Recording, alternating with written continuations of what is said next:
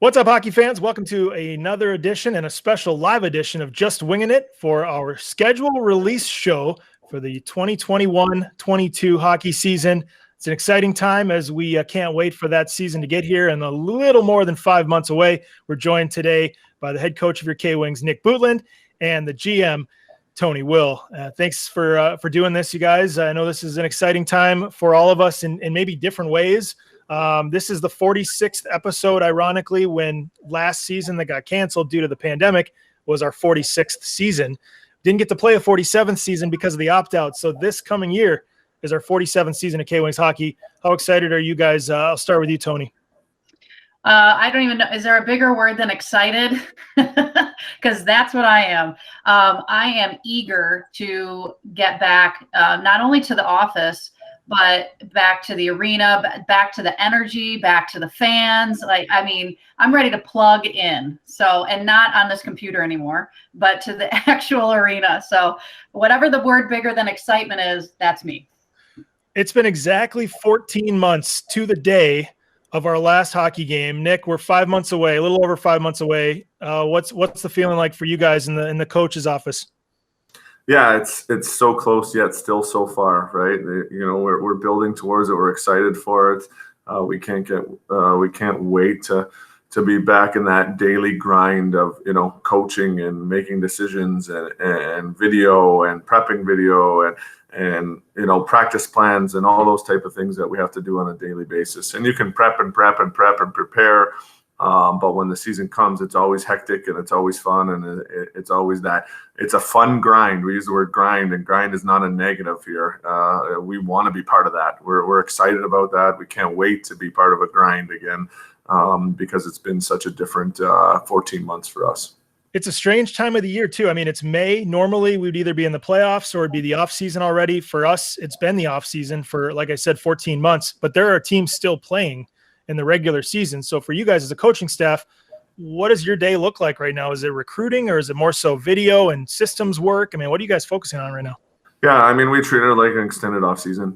We had a plan that we put together as a staff to make sure that we were on top of the teams that we're playing currently. And we kind of assigned teams to different coaches. So Joel Martin had teams that he had to watch and prepare and present about, and Kyle Forte had that, and even Mitch McLeod a little bit. We gave him a couple of those as well, just because he does have a little bit of Steve hockey background and from his intern days with Stockton in the ECHL. So we all took turns doing that. We did that for NHL teams as well. We've watched a ton of NCAA hockey. We watched a ton of, not every junior league was playing, so we couldn't always watch that. But probably more eyes on people than we've ever had. Obviously, being able to watch and sort of recruit. Obviously, there's been some hiccups and some things with the NCAA that have going to change things for us and make some new challenges for us as a staff. But we're super excited about it. Toni, the big question I keep seeing from the fans is, are fans going to be allowed in the building? I know it's $1 million question and none of us can predict, but it looks like things are heading in the right direction. I know we have our season tickets on sale. Our home opener ticket package is the first time ever we've done something like that. We've got a couple other ticket packages coming up this week. So for you, what can you say about the prospect of having fans in Wings Event Center again?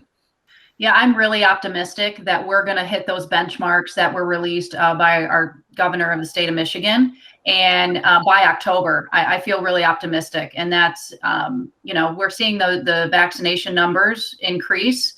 And so that's what we need, because specifically in that graphic that they released, it calls out live sporting events indoors, and that's us. So I was thrilled to see those benchmarks released, because at least that gave us a target to work towards. And we were really planning for 100% capacity, not really knowing the answer, because that was the only option I was willing to accept. So that's what we're aiming for, and it's looking pretty good for us. So this is going to be fun. We're going to run through the schedule. Now, obviously, we're not going to talk about all 72 games. We'd be here all day. But we're going to kind of go through the schedule month by month, mostly the home schedule. We'll touch on a couple road trips. We're going to have fun with this, and I'll ask you both your thoughts on certain things. So without further ado, let's start in the month of October. We know the home opener is October 23rd. That's the date everybody's got circled. We're excited about. Toledo comes to town. quite frankly, the first 3 months or 3 games of the season are at home. We do not go on the road in October. But first thoughts, and I'll ask both of you this question. The return to the ice, October 23rd, when that day hits, I know it's hard to predict, but you feel like it's going to be an emotional return, just everything that's culminated up to this point. We're back and it's game time. For me, if you want me to go first, I think there'd be such a nervous energy because it's been so long, right? I mean, you prepare and you work hard and you feel like you're ready to go, but I mean, it's going to be 500 days since I've been behind a professional hockey bench. And when you think of something like that, I think the nervous energy and the excitement, it's going to be fantastic. I can't wait. It's going to feel like it's probably going to be like one of those moments where it's like the first time you coached or the first time you coached in the playoffs or the first time you played in the playoffs as a professional player. It's going to have that type of feel for me. And I'm talking to my staff a little bit today. It seems like they're on the same page with that. They're like, yeah, this is, you know, the nervous energy that's going to come with that and the excitement for that, and to be able to hear people and, you know, as long as we're progressing the right way, to hear the crowd roar and to have that excitement, I can't wait for that. I got to joke about this because we're live, but is that a dog in the background that I hear at your house? It is. It's my daughter's dog. Yeah. Awesome. I think we all have that issue right now. So if we're not muted, you'll probably hear everybody's dog at some point or another. Toni, it's nice to have a standalone game when you're preparing this long for this massive home opener that we've been waiting for so long. It's a standalone. I know Nick could probably agree with this. As a team, you can kind of prepare a little more, especially with a new group, a new roster, for that one game, and then wait till next weekend and kind of prepare for that weekend. The next weekend, the 29th and 30th, traditionally is an orange ice opportunity for Halloween. I know we're not releasing our full promo schedule yet, but we've got Cincinnati on Friday the 29th and then Fort Wayne on October 30th. Maybe an opportunity for an orange ice weekend. I'm going to put you on the spot. I will put that in the fans' hands, because if we sell out Friday, then I will have that ice orange on Saturday. So So that's a good way to do it, I guess, from your standpoint. Let's plan for one, and if it's popular and we can sell some tickets and get that building full, then a second one. Yeah, and that's absolutely, I mean, that's how green ice has been built, you know, over the years. And so, meaning we've started to add on because the demand is so high. And I anticipate the demand being very high because we've been, you know, in our own little bubbles for 14 months. And by then it'll be, as Nick said, over 500 days. So families are going to be ready to get out, and we are ready to open our doors. So yeah, let's make it a double. Nick, I'm not a coach, so I didn't mean to put words in your mouth, but is that fair to have that one standalone game opening weekend? It's kind of nice for coaches to get all your systems in place and those practices ready for the second weekend. No, for sure. I mean, even look at the fact that all 3 games are at home to start the year, right? So that's an opportunity where there's less travel right off the bat. There's opportunities to have those sort of longer practices where there's a little bit of standing around because you need to teach early on in the season, and you're not worried about guys being, you know, exhausted or tired because you haven't traveled anywhere. So, you know, you take advantage of that. There'll be some team building right off the bat for us. In that first 3 weeks, there'll be opportunities to talk about our culture so much and not have to worry about the schedule. Absolutely. And then a 1-game opponent. To be honest, the fact that Toledo hasn't played either, we know Dan Watson and we know the style of coaching he has, but we don't know exactly how they're going to play. You know, we don't know how these teams are going to play. Cincinnati's in the second weekend. You know, they could change, 5 things in their system. So the concern will be really focused on us. Certainly in that first, 3 to 8 games, and then you can sort of start to pull from other pre-scouts and things like that as we progress. As we move into November, here's a look at the November schedule. Technically, our first 4 games are at home because we play Toledo again November 5th, and it's a home and home weekend. Just a quick note, $2 beers, is that returning for Friday night, Toni? Because that's a $2 beer opportunity on the 5th. It is, yes. $2 beers, $2 hot dogs returning on Fridays from 6 to 8 p.m. It was popular pre-pandemic, and I imagine it will be even more popular post-pandemic. As a hockey fan, if I weren't working the game, broadcasting, every Friday I would be there. We'll just put it there, the $2 beer promotion. The next night, we're in Toledo. And, Nick, that's the Walleyes home opener. We know how loud that building gets. They're going to be anticipating that date, having played their first 5 or 6 games on the road. So how tough will that be, I guess, going into that barn when you know that place is going to be, because they opted out of this year too, just like we did. I mean, it's tough, but you relish that, right? You want that. You want that excitement. You want to go in there and have that challenge of that crowd, and you want to go in there and be the team that they don't like, and the reason they don't like is because you're beating them, right? So that's what we want. We love that rivalry with them. We're great partners together when it comes to preseason games and big events and things like that. That they've included us, and we've done the same to them. But at the same time, it's always fun to go in there and try to let their fans leave a little bit disappointed that night. We play the Indy Fuel on November 13th. That's a Saturday night at Wings Event Center. And then we go on the road for the first time ever. We play in Coralville, Iowa the next day. So Sunday afternoon. I know that's a tough trip for the guys, that overnight bus trip, maybe 6 or 7 hours. But having a new team, a new market, and a chance for a new rivalry to start, that's the first meeting ever, and they'll come here quite a few times. There's 10 meetings with Iowa this year. That's got to be kind of a fun little storyline, not just for the fans, but internally for us too, and whoever wants to take it away. Go ahead, Toni. You know, it really is exciting to have a new team in our division, and for us to play so many times. And just a fun fact, the team president is our former commissioner of the ECHL, Brian McKenna. So I enjoy that personally as well, to get to work with Brian again. So, and you know what? I've never been to Iowa, so I might be making a trip out there, not on the bus, but I'd like to go out there and see their facility and check out, their community, because it's pretty exciting to add another team to the Central. A fairly light schedule in November at home, just the 4 games. The last one is the Wednesday before Thanksgiving. That is Wednesday, November 27th. It's our first Wednesday night home game. The 2-6-9 night. Do we know if that's returning, Toni? And what is that again for the people that aren't familiar with 2-6-9 night? So yeah, 2-6-9 is back, and it will be our $2 beer and soda, $6 wings basket, and a $9 ticket. So we're bringing that back, and with that being the Thanksgiving Eve game, we anticipate there to be high demand to come out to the game and cheer on our Kalamazoo Wings to a victory right before we feast with our families on Thanksgiving. For the hockey team, deja vu, Nick, because we're going back to Cincinnati I think we're traveling on Thanksgiving, or at least part of it. We play the Cyclones on the Friday after Thanksgiving to wrap up the month of November on the road. Maybe another trip to the Cincinnati casino buffet with the hockey team for a team meal. It was our only Thanksgiving option when we were down there. There wasn't a lot of options that would take 26 or 28 people or whatever we had for that trip. So we had some turkey and some stuffing at the casino, and some of us did well, and after that meal, and some of us didn't. So you never know. It could be a real easy stop with the group, because they seem to be able to handle us. As we shift into the month of December, real quick, we start the month on the road, and it's one of our more exciting road trips, I guess, on paper for the fans, in the sense that we don't traditionally go here. We go to West Valley City, Utah, right outside Salt Lake City, and play the Utah Grizzlies at that Olympic rink where the 2002 Olympic hockey tournament was played. Now, I've been there before. I don't know, have you been there, Nick, as a player or a coach, and how excited are you to check out Utah? Well, it's funny because it's one of the few places that I haven't been to. So there's not a lot left, but that is certainly one of them. So I've heard a lot of great things about it, and obviously had the awareness of the history of what was played there in 2002. And that's exciting, to see another facility, another rink. And they're always one of those opponents that seems to do really well, obviously with that Colorado affiliation that they have now.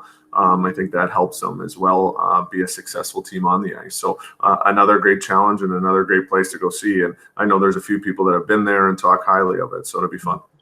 It'll be about 2 weeks from our last home game to our next one, and it's on December 10th against the Fort Wayne Comets. And it really starts our first of 2 3-3 home weekends where we have games Friday, Saturday, Sunday at home. Toni, how much of an opportunity is that to get some fun promotions in there with 3 games in a row at home?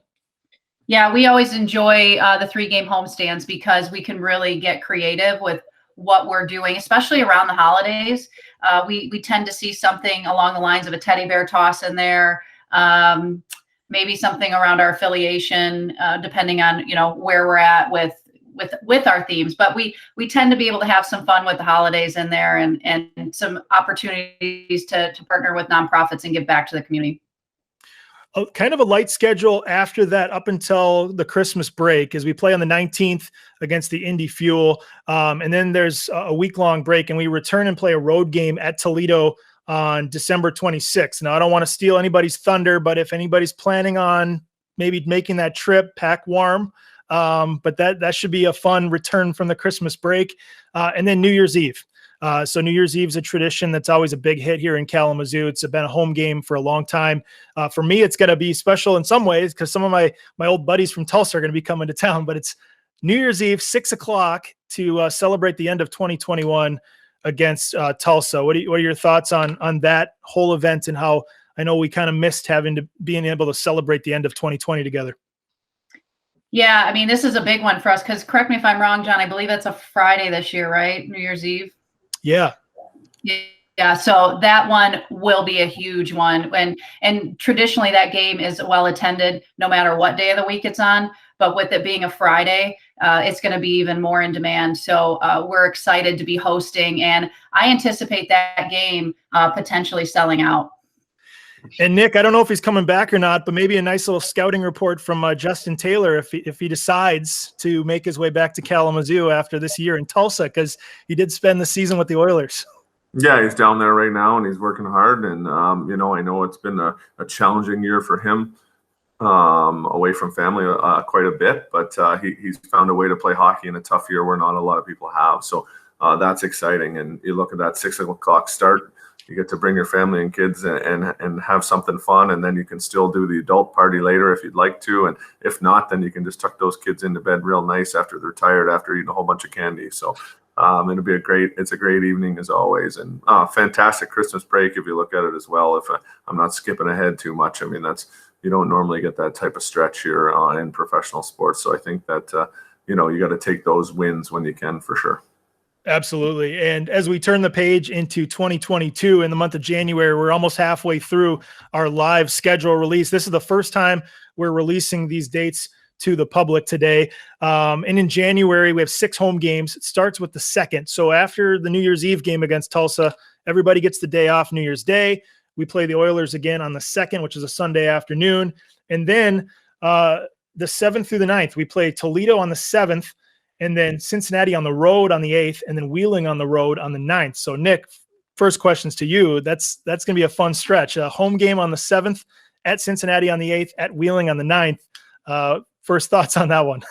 Yeah, I mean, you're working your way away from your building, so you get a little farther every time. So there's always going to be some of these in our schedule. There's nothing that we can do at our level in our league that you're going to have to some of those ones where every team has to go through it, right? So you're going to have a couple of those. I think we're pretty fortunate with the relationship that Tony's built and that we've built with the league and the history of our division, sort of trying to help each other out the best we can. I think we all are trying to do a great job when it comes to that travel, but there's going to be 3 or 4 times a year where you're like, okay, we just got to do this, and it's part of it. And we accommodate with a sleeper bus for our players, and we do the best things that we can to make sure that we're prepared for that physically prior to that.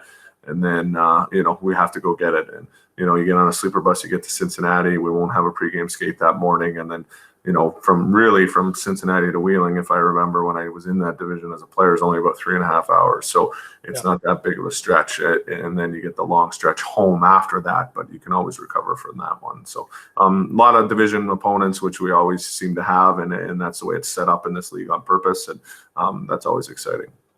Yeah, and every team goes through it, and no team's really a stranger to those 3-3s with some fun trips in there. And Tony, maybe you can attest to it quickly about how challenging it is on the Board of Governors standpoint to make everybody happy when it comes to getting the home dates that you want, because ultimately we wanted a home date on the Friday, Cincinnati wanted their home date on a Saturday, and Wheeling wanted a weekend game too. So you have to try to appease everybody, right? Yeah, I laugh because it's impossible. Yeah. I thank you, Nick, for the compliment about the relationship with the league, because it's very critical. But this was a tough season for the league to put together a schedule. It is very, very challenging. And so they've done an excellent job at balancing all of our availability in our building and the relationships and the travel. Like it's a talk about a now I can't remember the word. What is those things? The colorful Rubik's Cube? Rubik's Cube. Yeah, that's what it is. The Rubik's Cube. It's hard to get all those colors lined up. And I don't know that it really ever happens, but they get darn close. We have a fun weekend in the middle of January where we play a Wednesday against Fort Wayne. Do I have that right? Yes. Friday, the 14th of January against Toledo, as you see on your screen. Saturday, January 15th against Cincinnati. And then the All-Star break is right after that. So All-Star break is in Jacksonville this year, assuming that's still the plan after this past season. It got postponed. That's the 18th through the 20th of January. And I have to say, Nick, I hear you're a big beach guy, and you like to go to Florida from time to time. The first place team usually sends their coach to the All-Star game. Is that something you've ever done or you're looking forward to potentially? I don't want to jinx it. I'm trying to reverse jinx it here. Well, I'd love to go back to Florida, and that would be a great reason to go, right? So to be in that position, to be successful and have your group have that much success, it would be an honor for sure to go represent your team. Part of that deal is that our players don't always get that break on All-Star break. We kind of sometimes slide it in somewhere that's better in the schedule. Obviously, you have to have that discussion with your leadership group of your team and make sure that everybody's on the same page. And we talk about that months prior to that. Because I don't know in our schedule if it looks like it's the best spot. I think there's probably a better spot in February, if I'm not mistaken, where we might be able to slide it in there and it might be more successful or more conducive to get a little energy back into our bodies and get a little rest, as well as be able to get our motor running before the games start again. So we'll look at that and we'll talk to our group a little bit when the time comes. Yeah, whoever our representative is will meet the team likely in Wheeling on Friday the 21st. Then we go to Indy on the 22nd, and then we come home to play Indy on Sunday the 23rd. That's our last game in the month of January. We do have a weekend road trip to Iowa for the first time, a back-to-back in Iowa. That's at the end of January for those fans who like to try to make it on the road to see the K-Wings play away from home. That might be a fun one to see Coralville, Iowa the first time. That's the 28th, 29th. Tony, I know you like to bring the staff when you can on a trip. That might be a good opportunity. You know what? You may be onto something, John. I like where your head's at. February is going to be fun because, and for me especially, I've never been to the state of Massachusetts before. The Worcester Railers are a team that's now been in the league for a handful of years. The K-Wings have never traveled out to Worcester. That's going to be a 3-game road trip at the beginning of February. Nick, what are your thoughts first off when you saw that one on the schedule? Yeah, I've been in the building before. Obviously, at one point, we were affiliated with San Jose when they were playing out of there as an American League team. So we were affiliated with them, been to the building, been to the city. So always seem to have fun and have some fun food places that we always like to venture out and try to find that new hole-in-the-wall type restaurant. And I know of a couple there, actually been there already. So I'm excited for that. And just to get to see some new teams, right? An opportunity to travel. And our team will probably fly out to that one for those 3 games and fly home. So it's something that you don't get to do all the time at our level, and sometimes can be more of a headache than riding the bus. But at the same time, the guys seem to like it when you get to do that and get away. And, we're really fortunate with our ownership group that, I think the first game's a Friday. We'll probably fly out on the Wednesday afternoon so that we can practice there Thursday and then play Friday, Saturday, Sunday. So, they're not afraid to sort of one extra hotel night and some per diem there, that they're willing to back us to give us the best chance to be successful. Yeah, that'll be the 4th, 5th, and 6th in Worcester. Then we return home. We play Wednesday the 9th against Wheeling, as you see on your screen. Friday the 11th against the Indy Fuel. And then the last 2 games of February are the 18th and 19th against Iowa. And if you're seeing what I'm seeing on the graphic, we put the graphic that Iowa franchise has on their Twitter account right now because they don't have branding yet. They don't have a mascot or an official name yet. So that's kind of a filler. I'm excited to see what their nickname ends up being. Maybe Tony has some insight that she's not allowed to share yet. Maybe not. No, it's a surprise. But that Coralville team comes to Kalamazoo for the first time ever at the end of the month of February or middle of February, the 18th and 19th. My question to you, Tony, is pink ice. Huge tradition here since the 80s. Is that something you were looking at the 11th or maybe the 18th and 19th, given that we have back-to-back games? So we are definitely having that game on Friday, February 11th. Okay. And we wanted to be out in front of Valentine's Day instead of waiting till after the fact, which I know once we get to March, we'll talk about green ice, and that's looks a little different for us. But yeah, Friday night, $2 Friday, pink ice, and partnering again with Susan G. Komen on that, which we've done for many years. Very popular. Yeah, that's going to be exciting to be able to celebrate with all of our fans and the people in the community. That means a lot to so many people. The month ends with a 5-game road trip, which we don't have many long road trips like that. I know a lot of them are kind of close stops, but the month of February wraps up with games in. Well, maybe I have a 4-game road trip on my schedule. Fort Wayne, Indy, Wheeling. So it's 4 games. We come home. We play Tulsa again in March. So turning the page into the month of March, we have Tulsa on the 4th and the 5th. And then Idaho on the 9th. And Nick, we kind of expected a lot of closer division opponents this year, especially coming out of the pandemic, to be able to see some Mountain Division teams. Utah earlier in the season, Tulsa 4 times, Idaho comes in. Is that kind of cool for the guys to be able to see some different competition? Keep you guys on your toes too? Yeah, it's a challenge for us, right, as a staff to be prepared for that, right? So, it's a couple phone calls to other head coaches in the Mountain Division the week prior to playing those teams, and ask them some questions on what they feel that those teams are doing well, and then obviously going to find the video to back that up for our staff to make sure that we're as prepared as possible going into those games. And we spend a lot of time on that extra prep, right? When you play Toledo 8 times, 9 times in a year, it can be really, it's just the same type of message, right? So you want to make sure that you're really focused on yourself and you have an idea, and that they're going to play fast, and they're going to play puck protection game, they're going to transition quickly, and they're probably a one-shot team. That's the type of team they've always seemed to put together, right? So, learning what those other teams are going to be like is always a fun challenge, and seeing different teams can never hurt for sure.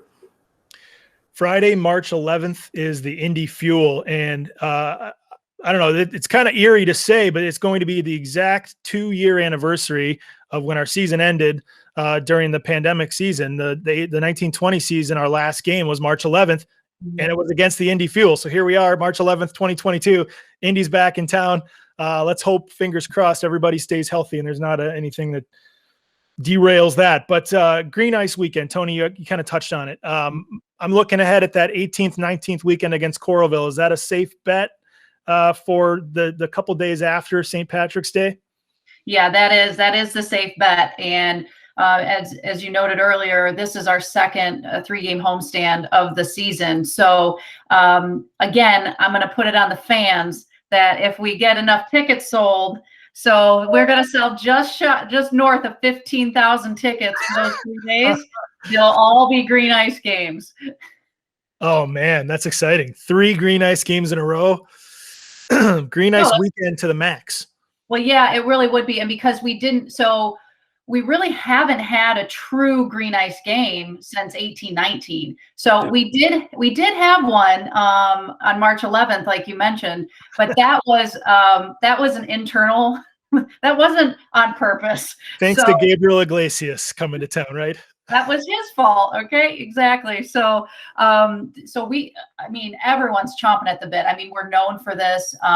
We did a whole Just Wingin It episode with Steve Daugherty talking about the history of Green Ice and how that all started. And so, listen, I love, it's one of my favorite games of the season. And for someone that lives and breathes this, I know how much it means to me and especially the community. So I anticipate that we will hit that 15,000 ticket goal. That's a busy month. I'm looking at it right now. And again, it's kind of first glance. We're all seeing this schedule together here live on the show. And March, 15 games in 31 days, 9 home games, 6 road games. Was that the first thing that caught your eye, Nick, is the plethora of games in the month of March? Well, when you look at when we don't start on the first of the month, you look at that number actually shrinks, right? So let's do the math again, JP, if you take a look at it, right?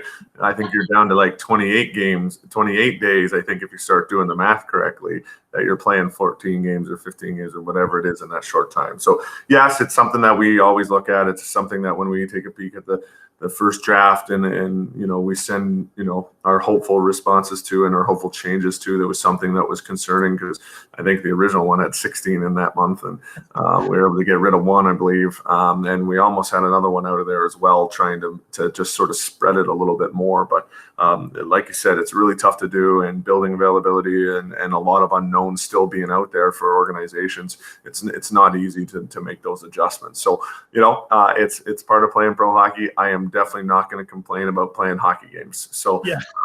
we want to play. We're excited to play. We want to do this. We want to do what we love every day. And, we certainly can't wait to do it. So I will not be, and you guys will have this recorded. I won't be complaining about the number of games in that month. So we'll be happy to do that and excited to do that. And we'll be ready to go. Especially hoping that we're healthy going into a playoff race, as I knock on wood, in the month of March. Healthy playoff race. That's good. April, turning the page into April. The one thing that stood out to me right off the bat was that the season got pushed back, it looks like, a week to spread everything out. Is that true, Toni, as far as moving the season back a little bit, a couple weeks or a week? Yeah, well, what we really did, John, is we pushed it back in the beginning of the season. So normally we would open up a week earlier, but with the teams that are playing this season, the 14 teams, they needed a little bit more time to prepare, turn the page, if you will, from 2021 to 21-22. So, so that pushed us back a week in the end of the season. We're ahead of the curve on that. Sorry, we're ahead of the curve. Yeah. But if you look at the American Hockey League, it looks like they're starting a week later than normal. So they would have ended up starting on the same week as us. And now it looks like their projected start date is that weekend of the 15th of October for the American Hockey League. So this works out really well for us that we're starting in that 23rd range. It makes things a lot easier for all teams involved, especially with affiliations. Yeah, I was going to say, it allows you to have players that start in the AHL's training camp come to you during our training camp, and the timing of that typically works out well. And I have a question for you on that note after the show. Maybe you can't touch on it. I don't know. But I'm going to ask it because we're live. April, 9 games in April, 5 at home. We mentioned 1 week later. Fan appreciation. April 15th, Toledo. It bookends the season. We actually go to Toledo the next day on the 16th is the final regular season game. But our fan appreciation night is the 15th. I know, Toni, we had hoped and tried to get that maybe on a Saturday, but to be able to wrap it up at home like that against Toledo, I'm sure that's going to be an exciting time as always. Absolutely. We're really, to be able to cap off a full season on April 15th is going to be huge. It'll probably feel just as rewarding as it will to open on October 23rd because it's been so long, right? So we're looking forward to that. And that game, we have player awards that we always do. And more than likely, and we haven't touched on this, but for certain, we are retiring 2 player numbers this season. So we're really figuring out where to place those, and we will more than likely be doing the 2nd player retirement on fan appreciation. There's no better time to appreciate our fans by retiring a K-Wings player number. So our fans can look forward to that. I'm sure our fans will be excited because the last time we did this was 3 seasons ago now with Kevin Shamahorn and George Gagnon, and that was obviously an exciting time for our fans, especially the ones that have been fans of the team for a long time. So now 2 more coming up this year, and stay tuned for our promo schedule when we have those dates. For the first time on the show, I'm going backwards actually because I missed Education Day, the school day game. Some people might be scratching their head. They see the 10:30 a.m. start time. Other people know exactly what that meant when they saw it. April 5th, Indy Fuel. Nick, is there anything more fun than waking up, having your tea, in your case tea, my case coffee, and playing a hockey game at 10:30 in the morning with a building full of screaming kids? So, I do enjoy the game. I enjoy the game time. Our players practice at 10:30 all the time. Our players have been used to this at every level they come from now is doing this. When I was playing, it was new. And obviously I'm old, as you alluded to with a little gray in the beard, that I'm a little bit older now. So these guys would be used to this, right? So they're used to doing it. And then from a coaching standpoint, I can watch that whole game and still go out for dinner. I can watch the whole game when it's done all over again and be prepared for my next day and still have a dinner somewhere nice. So a lot of times that can be a nice advantage instead of doing it in the middle of the night. Well, that is our schedule reveal part of the show, and I was a couple fun things to wrap it up with some stats. But first, Nick, you mentioned the AHL season, how it overlaps. Whatever you can share, great. Whatever you can, I understand. The Vancouver affiliation was a 2-year deal. Obviously, we didn't play this past year. Is that something that you're actively working on, or how does that work given the timing of a lot of teams still playing hockey right now? Or not? Is that something that you have on your radar coming up? I know a lot of fans are excited about what's going to happen, especially with Utica's announcement of affiliating with the Devils now and Vancouver moving their AHL team to Abbotsford. Yeah, obviously it throws a little bit of wrinkle when it comes to travel. It's something that we've had conversations with them, and we like the direction they're going. If we'll just say that for now, I think it's comfortable. We've grown that relationship over many years now, and we have some trust in each other. And right now, there's still a little unknown with some border things that are going on, which obviously come into play when you're dealing with this now that they're in Abbotsford. And I like the direction. I will say that for now. Couple stats before we wrap it up, and then I'll get your feedback. Breaking down our schedule by date, we have one Monday, that's on the road in Utah. One Tuesday, that's at home for Education Day. 7 Wednesday home games, 2 Wednesday road games. So 2 6-9 night opportunities, chance to save some money on those Wednesday night games. 2 Thursday games, but both are on the road. And then this is where I know, Toni, in your role, you're excited about. We've got 28 weekend home games, 12 on Fridays, 10 on Saturdays, 6 on Sundays. Are you satisfied with the way that shook out? Yeah, I'm very pleased. We always, when you talk about the analytics of it, we always look at our prior seasons to see how many Wednesdays, how many Fridays, Saturdays, and Sundays we're playing. And then, I look at that on the business operations side in terms of revenue generation, fan attendance, things of that nature. And so I am, for your short question, my long answer is yes, I'm happy. By month, just real quick, we'll rifle through this one. Only 3 games in October, all are at home. November, 9 games in the entire month. So 4 home games, 5 away, pretty slow month. December, only 11 games. You can factor in the week-long Christmas break there. Then it picks up. January, 13 games, 6 at home, 7 on the road. February, we'll get a little homesick maybe, Nick. 4 home games, 8 road games. We'll have to make sure we all bond on the road, and we'll make a few more calls home to our families during the month of February. March, we already talked about being a crazy month with a lot of games. And then April, 9 games, 5 at home. Last one is by opponent. The team that the K-Wings play the most this coming season, Fort Wayne, 14 times, 7 at home, 7 on the road. That rivalry, every alumni that I ask, the biggest rivalry, the team they love to hate back in the 80s, 70s, they always say Fort Wayne. Nothing's changed. Nick, do you guys sense that on your end, on the ice level? Does that rivalry exist in the hockey ops? Oh, for sure it does. I mean, it's a group that, it's one of those fun buildings to go play in when you play against them. And they're always those hard-nosed kind of Fort Wayne style hockey teams that compete really hard all the time too. So, it's a fun challenge. Both teams travel well. When we go there, our fans go there. When they come here, their fans come here. To be honest, there's still some Fort Wayne fans that talk to me when they come to our building all the time and have conversations with me and vice versa. So, the rivalry's true. The rivalry's fun. It's a great, it's great old time kind of hockey. It has that feel for sure. Mm-hmm.